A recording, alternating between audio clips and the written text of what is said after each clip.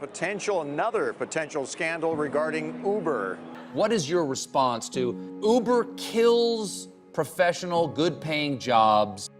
Uber est l'entreprise la plus contestée de la Silicon Valley sur le plan éthique. Scandale, défis contre les lois, controverses, approche illégale et bien d'autres encore. Certes, son histoire est digne d'une réussite à la rêve américaine.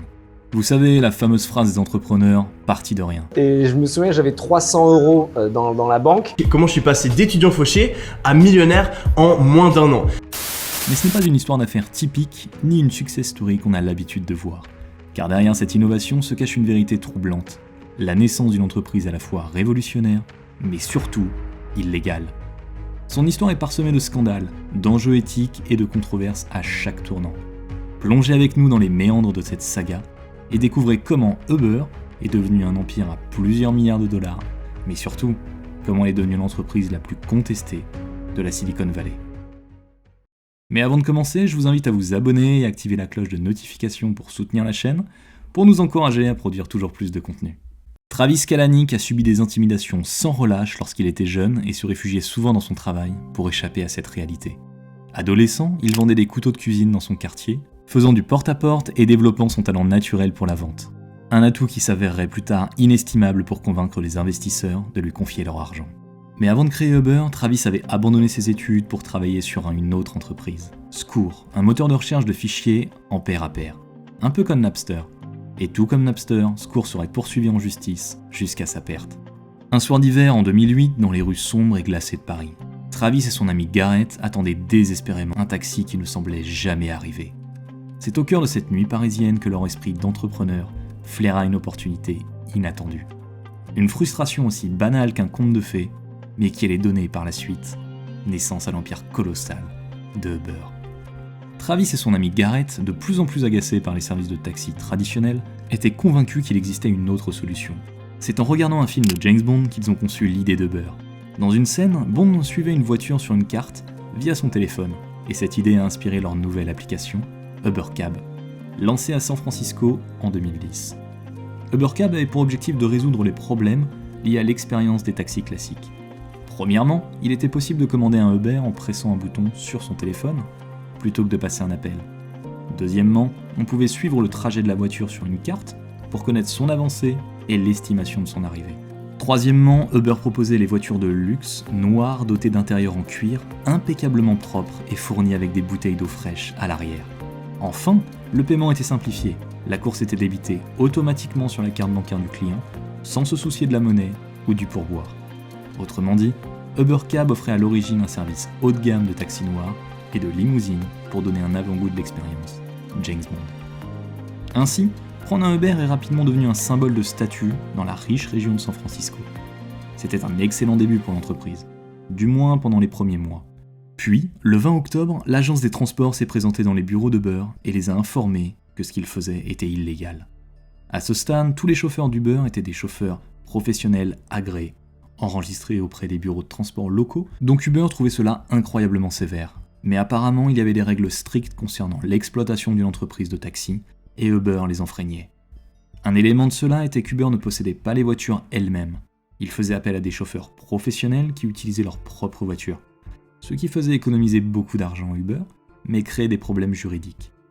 Les autorités locales leur ont dit que pour chaque jour où UberCab était en activité, l'entreprise risquait des amendes allant jusqu'à 5 000 $ par trajet.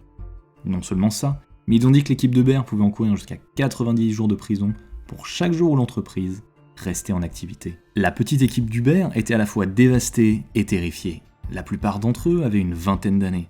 Certains venaient tout juste de quitter l'université. Et maintenant, on leur menaçait de contraventions et de peines de prison éventuelles. L'un d'entre eux demanda nerveusement « Que faisons-nous » Mais un homme ne s'inquiétait pas.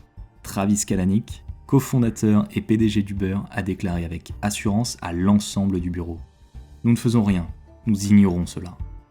Il a poursuivi en disant qu'il abandonnerait simplement la partie cab de leur nom et ne serait connu que sous le nom d'Uber. Il a annoncé « Nous ne sommes pas une entreprise de taxi, nous sommes une entreprise de technologie. Donc ces règles de régulation ne s'appliquent pas à nous ». Travis trouverait souvent des définitions créatives comme celle-ci, qui permettraient à l'entreprise d'économiser des milliards de dollars, mais qui créeraient beaucoup de controverses. Par exemple, il a également déclaré que les chauffeurs d'Uber n'étaient pas des employés mais des partenaires, ce qui signifie qu'Uber n'avait pas à leur accorder de droits ou d'avantages sociaux liés à l'emploi. Bien sûr, Travis savait que les autorités étaient peu susceptibles de partager son point de vue sur ces questions, alors il se préparait à la guerre. Travis savait que s'il pouvait amener suffisamment de personnes à utiliser l'application Uber, elle verrait que c'était l'un des meilleurs moyens de se déplacer, et à ce moment-là, les autorités ne pourraient pas les fermer sans faire face à un énorme tollé public. Mais ils devaient agir rapidement. Uber a donc conclu un accord avec TNT pour acheter des milliers d'iPhones, en gros, à prix réduit. Il les distribuerait ensuite aux chauffeurs, préprogrammés pour exécuter le logiciel d'Uber. Ils leur ont également offert des primes en espèces pour effectuer un certain nombre de trajets par semaine. Cela a immédiatement attiré de nouveaux chauffeurs sur leur réseau très rapidement. Ensuite, pour attirer les clients, Uber a proposé d'offrir le premier trajet gratuitement. Après tout, qui ne voudrait pas d'un trajet en taxi gratuit ? Uber offrirait ensuite le deuxième et le troisième trajet à prix réduit pour les inciter à utiliser le service à nouveau. Convaincus que s'ils avaient essayé quelques fois, ils en verraient la valeur et seraient prêts à payer le prix fort à l'avenir.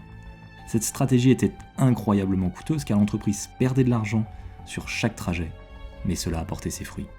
Car bientôt, de nombreuses personnes ont commencé à utiliser exclusivement Uber au lieu des taxis normaux. Puis Uber a commencé à se développer dans d'autres villes en reproduisant cette même stratégie, offrant des promotions généreuses au début ainsi que des bonus de parrainage, de sorte que l'application est devenue très populaire rapidement. Cela signifie que lorsque les autorités des villes ont commencé à se poser des questions sur ce que Uber faisait, et si cela était même autorisé, elles avaient déjà une base d'utilisateurs fidèle et actifs.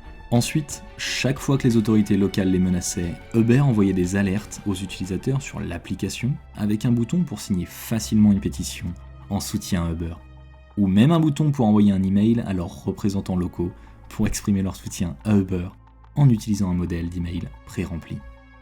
Chaque fois qu'Uber envoyait ces alertes via leur application, les conseillers locaux et les régulateurs découvraient rapidement que leur boîte de réception était inondée de personnes disant qu'elles soutenaient Uber et ne voulaient pas qu'il soit fermé. Mais selon Travis, Uber ne faisait rien de mal. Il a dit qu'il y a eu tellement de corruption et de copinage dans l'industrie du taxi, où les cartels de taxis corrompus payaient des politiciens corrompus pour les protéger. Donc, si vous demandez la permission au préalable, vous ne l'obtiendrez jamais. Il croyait qu'Uber était meilleur pour les chauffeurs et les passagers, mais qu'il n'y avait aucun moyen de gagner en jouant selon les règles. Il les ignorait donc complètement.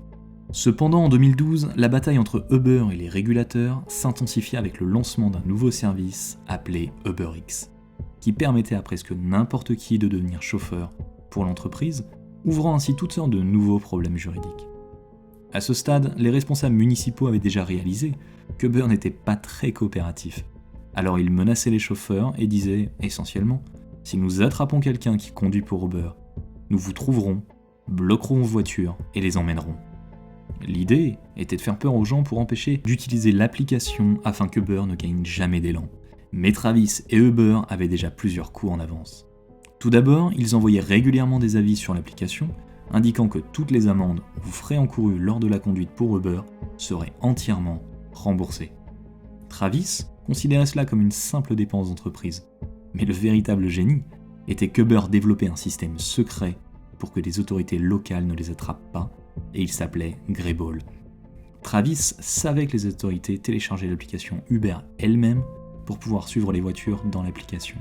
Cependant, Uber a développé un logiciel pour détecter lorsque les policiers, les régulateurs ou les membres du conseil municipal tentaient de rejoindre l'application, puis les greyballait, ce qui revient à les bannir sans le montrer. Uber pourrait alors vérifier les données personnelles de ce compte, notamment les informations de carte de crédit, et les croiser avec les médias sociaux pour vérifier s'il s'agissait d'un véritable utilisateur essayant d'utiliser l'application, ou de quelqu'un associé à une agence gouvernementale, à la police ou à toute autre personne qui pourrait vouloir fermer Uber. Bien sûr, Uber a gardé cette opération très secrète. Ce n'est qu'en 2017, lors d'une enquête, qu'il a été découvert qu'Uber avait contourné les autorités locales pendant des années en utilisant ces systèmes. Uber a également dépensé d'énormes sommes d'argent pour faire pression sur les gouvernements afin de légaliser leurs services. Ainsi, lorsque l'opération secrète Greyball d'Uber a été découverte et que les gens ont réalisé les pratiques trompeuses qu'ils utilisaient, Uber était déjà légalement en activité dans la plupart des grandes villes et trop populaire pour être fermé. Exactement comme Travis l'avait prévu dès le départ. Fondamentalement, Une fois qu'Uber savait qu'ils avaient le pouvoir et le soutien du public, ils utilisaient cela pour faire changer la législation afin d'adapter leur modèle d'affaires, comme modifier les lois sur les travailleurs contractuels afin qu'Uber n'ait pas à offrir des avantages sociaux complets aux chauffeurs. Bien sûr, les batailles d'Uber ne sont jamais vraiment arrêtées, même à ce jour. Il suffit de regarder Uber dans les actualités en ce moment et vous verrez des gens manifester contre Uber et certaines villes l'interdire complètement. Mais au cours de ces premières années, Uber a élaboré une stratégie systématique pour contourner les règles et déjouer les autorités locales, ce qui leur a permis de se développer rapidement. Le seul problème était qu'une bataille encore plus grande ne faisait que commencer.